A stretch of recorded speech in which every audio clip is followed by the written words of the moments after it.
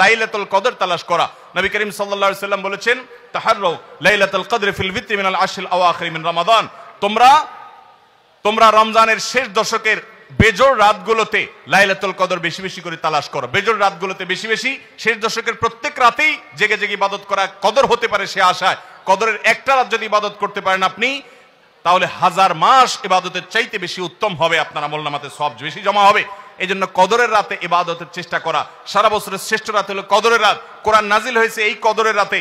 অতএব কদর রাত পাওয়ার জন্য শেষ দশকের প্রত্যেকটা রাতে, প্রত্যেকটা না পারলে অন্তত বেজোড় 21, 23, 25, 27, 29 এই রাতগুলোতে ইবাদত করবো। আল্লাহ আমাদেরকে তৌফিক দান করুন। লাইলাতুল কদর যদি আমরা পেয়ে যাই, মনে হয় যে এটা লাইলাতুল কদর হতে পারে, তাহলে একটা বিশেষ দোয়া পড়া। দোয়াটা হলো আল্লাহুম্মা ইন্নাকা আফুউন তুহিব্বুল আফওয়া ফাআফু আন্নি। হে আল্লাহ, আপনি ক্ষমাশীল, আপনি ক্ষমা করতে ভালোবাসেন, পছন্দ করেন, আপনি আমাকে ক্ষমা করুন। এই দোয়াটা পড়বো তো ইনশাআল্লাহ। আল্লাহুম্মা ইন্নাকা আফুউন, বড় বড় অর্থবহ একটা দোয়া, বড় মজাদার একটা দোয়া।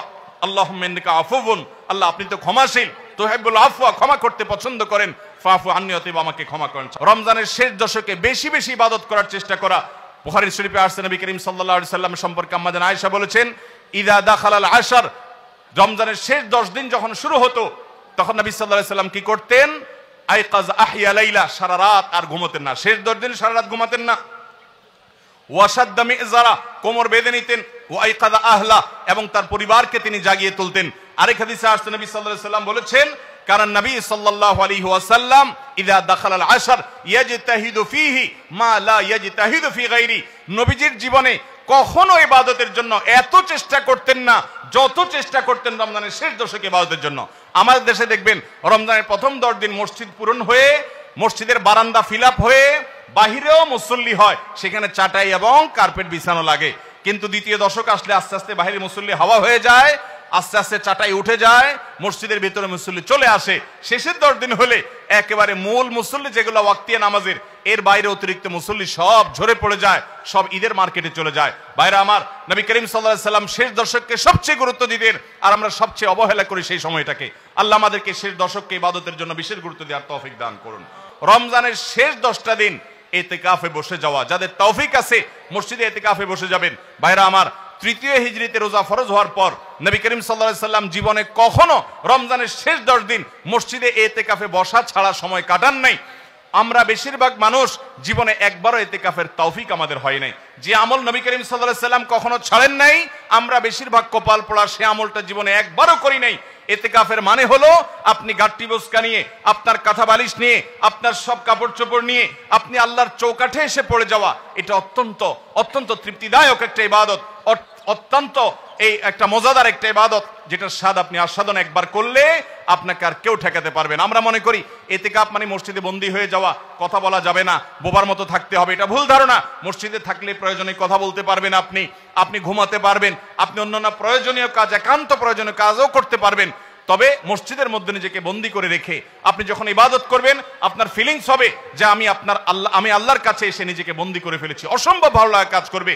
আপনি যদি ইতিকাফে থাকেন, তাহলে সেক্ষেত্রে বিশাল বড় একটা আমল আপনি জিন্দা করলেন।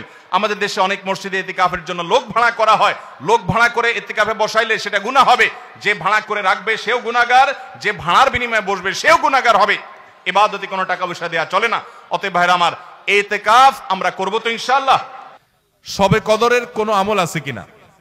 শবে কদরের আমল আছে ভাই। শবে কদরের সব ধরনের ইবাদতই করার চেষ্টা করতে হবে সাধ্য অনুযায়ী, যেগুলো করা সম্ভব হয়। বিশেষ করে কোরআন তেলাওয়াত করা, 2 রাকাত করে লম্বা কেরাত, লম্বা রুকু সিজদা দিয়ে যতটুকু পারেন নফল নামাজ পড়বেন। বিশেষ পদ্ধতির নামাজ, শবে কদরের নামাজ এত রাকাত, অমুক সূরা এতবার, প্রথম রাকাতে দ্বিতীয় রাকাতে ততবার, এগুলো মন গড়া, এগুলোর কোনো ভিত্তি কোরআন হাদিসে নাই। তবে 2 রাকাত করে যত লম্বা রুকু দিয়ে সিজদা দিয়ে অনেক সময় নিয়ে 2 রাকাত নামাজ 5, 7, 10 মিনিট ধরে যত বেশি সময় ধরে পারেন লম্বা কেরাত রুকুতে নামাজ পড়বেন। এক, তেলাওয়াত বেশি বেশি করবেন, যত সুন্দর করে সম্ভব তেলাওয়াত শুনবেন, শোনাশুনি করবেন, কোরআনকে সময় দিবেন, কোরআন স্টাডি করবেন এই রাতে। আর বিশেষ করে একটা দোয়া আম্মা জান আয়েশাকে রাদিয়াল্লাহু তাআলা আনহাকে নবী করিম সাল্লাল্লাহু আলাইহি ওয়াসাল্লাম শিক্ষা দিয়েছেন, আল্লাহুম্মা ইন্নাকা আফুউন তুহিব্বুল আফওয়া ফাআফু আন্নি। আল্লাহ আপনি ক্ষমাশীল, ক্ষমাকে ভালোবাসেন, আপনি আমাকে ক্ষমা করুন। আর আল্লাহর কাছে দোয়া, ইস্তেগফার, রোনাজারি, চোখের পানি ফেলা, গুনাহ মাফ চাওয়া, এগুলো করতে থাকবেন। দান সাদেকা করার সুযোগ থাকলে সেটাও করবেন। অর্থাৎ যে কোনো সাধারণ আমলই করবেন। হাদিসে বিশেষ করে এই দোয়াটার কথা বলা আছে, এটা আমরা লাইলাতুল কদরে পড়ব। শবে কদরের নামাজের নিয়ম কি, কত রাকাত পড়তে হবে একটু জানাবেন। শবে কদরের নামাজের নিয়ম কি? একটু আগে আমরা বলেছি যে শবে কদরের নামাজের আলাদা কোনো নিয়ম নাই। অন্য যে কোনো সময় যে আমরা নফল নামাজ পড়ি ঠিক একই পদ্ধতিতে আমরা শবে কদরে পড়বো, লাইলাতুল কদরেও পড়বো। আমরা বিশেষ করে অনেকে মনে করি লাইলাতুল কদরের প্রথম রাকাতে অমুক সূরা এতবার পড়তে হয়, সূরা ফাতিহার পর দ্বিতীয় রাকাতে তমুক সূরা ততবার পড়তে হয়। এগুলো সবগুলো মানুষের নিজেদের বানানো। কোরআন বা হাদিস এরকম কোন ফরম্যাট শবে কদরের জন্য আলাদা ঠিক করে দেয় নাই। ওইটাকে আমরা আবশ্যক বানালে বরং সেটা বেদাত হতে হবে, বেদাত হতে পারে। আমরা দুই রাকাত করে যত লম্বা সময় পারি যে কোনো সূরা দিয়ে পারি আমরা বেশি বেশি করে নামাজ পড়বো শবে কদর ইনশাআল্লাহ তাআলা। কাজা রোজার সাথে কাজা তারাবি আদায় করতে হবে কিনা? কারোর কোনো রোজা কাজা হয়েছে, এই রোজাটা যখন রমজানের পরে আপনি কাজা রাখবেন, তারাবির নামাজটাও কাজা করতে হবে কিনা? উত্তর হলো তারাবির নামাজের কাজা লাগবে না। আপনি শুধুমাত্র রোজার কাজা করলে কি কাজা আদায় হয়ে যাবে। আপনার 5টা রোজা ভাঙতি পড়েছে, অনেক মা বোনরা মাসিকের কারণে রোজা ভাঙতি পড়ে, তাহলে যে কয়টা ভাঙতি পড়ছে সেগুলো আপনি রেখে দিবেন রমজানের পরে। অসুস্থ হওয়ার কারণে আপনি পুরুষ মানুষ রোজা রাখতে পারেন না, রমজানের পরে সেই কয়টা রেখে দিবেন। সফরে ছিলেন রোজা রাখতে পারেন না, সেগুলো রেখে দিবেন। ওর সাথে তার তারাবি আদায় করতে হবে না। তারাবির সাথে রোজার সম্পর্ক নাই, তারাবি স্বতন্ত্র আমল।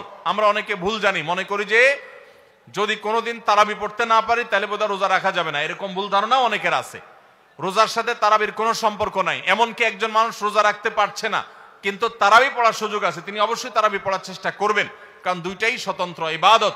তারাবি পড়া সুন্নাত আর রোজা রাখাটা ফরজ। রমজানে দোয়া কবুলের সর্বোত্তম সময় কখন? ভাইরা আমার, সারা বছর অন্য সময় যেরকম দোয়া কবুল হয়, রমাদানে দোয়া কবুল আরো বেশি হয়। বিশেষ করে রোজা অবস্থায়, সিয়ামরত অবস্থায় সায়েম ব্যক্তি, রোজাদার ব্যক্তির দোয়া কবুল হয়।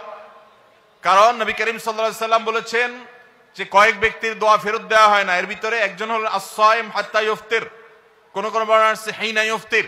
রোজাদার ব্যক্তি দিনভর রোজা দোয়া করলে তার দোয়া কবুল হয়। হাঁটতে চলতে ফিরতে, কাজের ফাঁকে, মা বোনরা গৃহস্থলী কাজের ফাঁকে, এবং সবাই যার যার কাজের ফাঁকে ফাঁকেও দোয়া করতে পারেন। আর মনোযোগ নিয়ে নামাজের আগে পরে বিভিন্ন সময় দোয়া করতে পারলে সেটা আরো ভালো। সেই সাথে আমাদের ইফতারের আগ মুহূর্তে কোন কোন বর্ণনা মতে দোয়া কবুল হয়। আমরা ভোর রাতে সারি খেতে উঠি, সারি খাওয়ার সময়টা, ভোর রাতের সময়টা দোয়া কবুলের সময়। রমজান মাসে এই সময়টাকে আমরা বিশেষভাবে আমরা দোয়ার জন্য নির্ধারণ করতে পারি। তাহলে দিনভর ইফতারের আগে ওই যে সারি খেতে উঠলে এই সময়গুলো বিশেষভাবে আমরা দোয়ার প্রতি যত্নবান হবো। আল্লাহ